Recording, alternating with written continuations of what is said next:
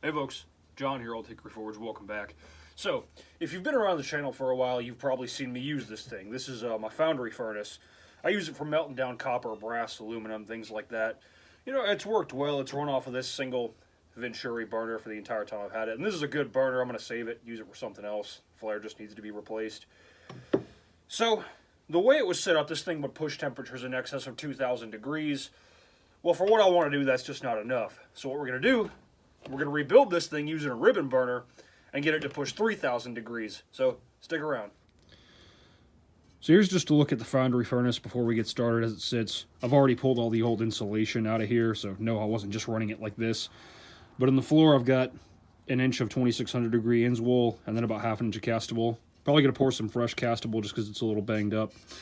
Lid is solid castable refractory. I stuck a piece of PVC pipe in here and I put some wire mesh in there to hold it nice and strong. But first thing we got to do is cut off the old burner port and get a channel for our ribbon burner to sit in. It's going to be in there about like that kind of.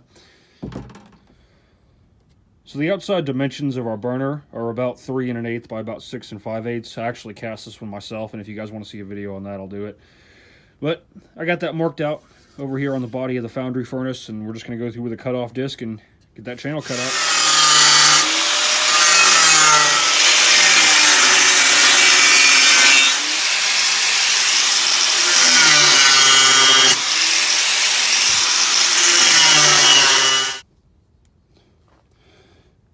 So, one thing I didn't take into account is that I want the burner angled, and as you can see, our channel is not quite wide enough now. So we're just going to go through and widen it out a little bit, and we should be good to go. So we've run into a bit of a problem. We got our wool trimmed down where it needs to go. This is an 8-inch concrete tube form. I measured it. It's 8 inches in diameter. This tank is 12 inches inside diameter, so I figured with an inch of wool on each side, we should have 10 inches to play with, and you know, clearly it doesn't look like we do. There's just not enough room to pour an amount of castable in there that's going to matter. So what I think I'm going to do, I'm going to pull this wool out of here, and we're just going to cast the whole inside of the foundry out of the Mizzou castable refractory, which is fine. It'll make it take a little longer to heat up, but the stuff's rated for 3,000 degrees, so I'm not too worried about it. And with how much heat that burner is going to be putting out, it shouldn't be a problem. It just is going to make this thing a little heavier. But let's get moving on that. So here's what we got prior to casting. I've got it on my other table out of the way, so once that refractory is poured, I won't have to move it until it's set up. Now, because the burner is at an angle, the form isn't going to keep the refractory from getting into the hole, so I've got them covered in masking tape, as well as I've got some paper towels stuffed in there, you know, where there's space to keep the castable refractory out of there. All that's left now is to pour this stuff. This is kind of unrelated, but this is not my cat.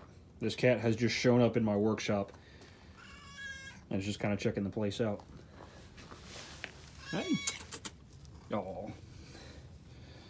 If you don't know, I'm a huge cat lover, so I'm gonna pet this thing for a little while.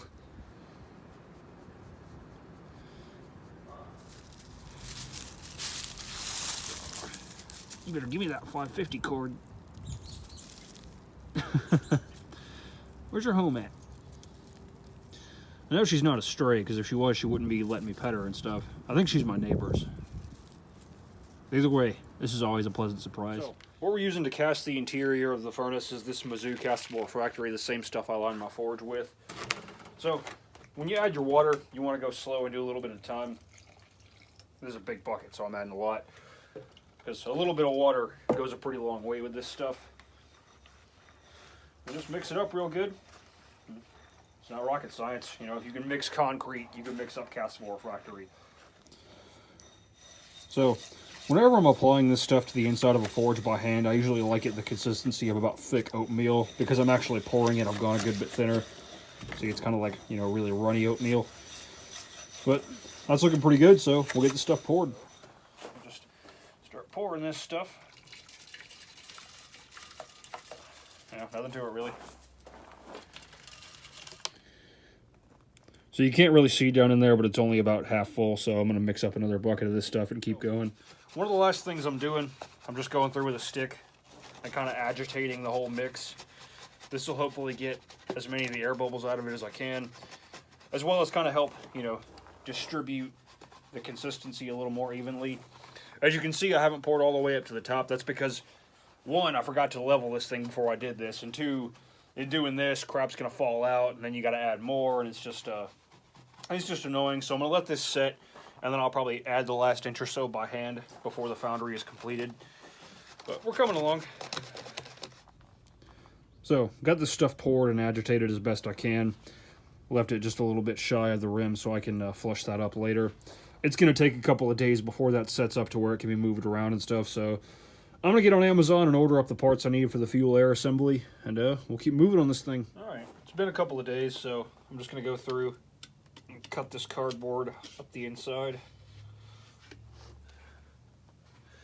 And then just try to get it pulled out of here. Nothing to it, really.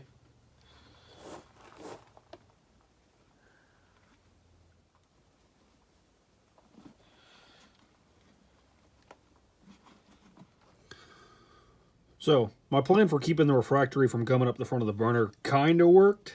So, all I'm doing now is, while the refractory is still pretty soft, is I'm just going at it with a wood chisel, trying to get the holes of that burner freed up. Shouldn't be too difficult. Alright, got all the holes on the burner unblocked, so now that burner is an integral part of the foundry. It's cast directly into the refractory, so it's not going anywhere. I'm going to leave this thing for probably 3 or 4 more days. I want it to be completely dry before I fire it. But, we're moving along. So, if you're impatient like me, you can throw a 75-watt work light down in there.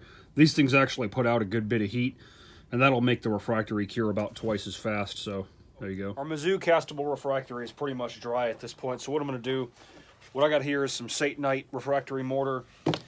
It has a very similar temperature rating. It's rated for 3,200 degrees, whereas the Mizzou is rated for 3,000.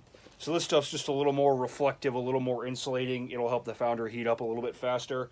The only thing is this stuff's not as durable. That's why we didn't make the whole foundry out of it. But what it'll do, coating the Mizzou in it will give us kind of an easily replaceable, patchable second skin to protect the main refractory of the furnace. So we're just going to coat the inside of it real good. And I'm just using my hands, you know, nothing fancy. So we got a nice coating of the Satanite refractory mortar over the whole inside of the foundry, as well as the lid. Like I said, this is just to kind of protect the Mizzou castable refractory and give us an easily patchable, easily replaceable second layer of insulation. That way, the Mizzou castable should last pretty much indefinitely. And the great thing about the Satanite is it sets up pretty much overnight, so we'll give this a day or two and we'll be ready to fire this thing. So, to build the forced air fuel assembly for the foundry furnace, basically I'm just modifying what my forge runs off of. What I got here, a piece of 2-inch black iron pipe with a 3/8 hole drilled right there, about 4.5 inches from this end. 1/4-inch street elbow is going to get welded over that. Our orifice assembly will pipe into that, and our air will connect back here and push all the air gas mix that way to the ribbon burner. For the orifice assembly, we got a 1/4-inch needle valve that's going to function as the gas orifice, a 1/4-inch male-to-male hex nipple, 1/4-inch ball valve for an emergency shutoff if you need it, and a 1/4-inch to 3/8 flare fitting. That's what's going to connect to your regulator. Quick note, you have to have a high-pressure regulator to run a forge or a foundry, something like that. Something off a grill is not going to do. It's got to be a 0 to 30 PSI regulator, so, you know, I've had a few people ask me about that, so I just want to clarify. So, here's the foundry furnace, all set up, ready for its maiden voyage. We got our fuel piped in, got our air piped in, all piped to the ribbon burner. Also, that cat from earlier in the video has started hanging around the shop. I named her Ginger.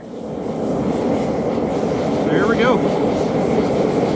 Took a little bit of playing with the fuel air mix. But as you can see, the ribbon burner is working good. It doesn't look like those top orifices are burning because of the way the light's hitting it, but trust me, they are. So we're going to let this thing run for a couple of minutes and drive out any moisture that might still be in the refractory, and then we'll see if we can bring it up to temp.